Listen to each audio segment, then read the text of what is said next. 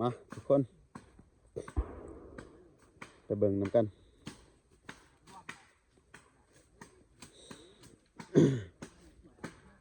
นี่ตัวไหน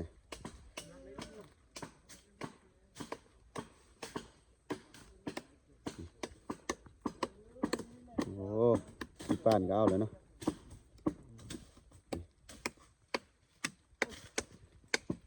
โอ้เจลานอนามัยบ่เจลานระวังเลยตัวนี้เด้อคนพี่ดาว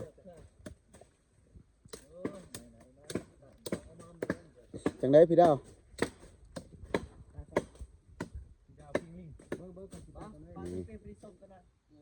ผู้นำทางทุกคนเลยเมียไม่ได้ปลาเกินเมียเดี๋ยวนะท่านน่ะมาเบิ่งบรรยากาศดูป่าทุกคนมีแต่หยอดวายอันนี้จะเป็นวายเซยทุกคนเลยเห็นบ่ป้าบักหลายๆเนาะ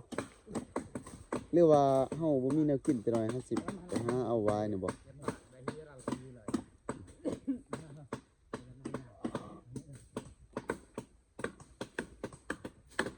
เดี๋ยวมาเบิ่งนำกันแต่ละคนปลาเกะเลยเนาะเนี่ยปลาเกะเลยเนาะ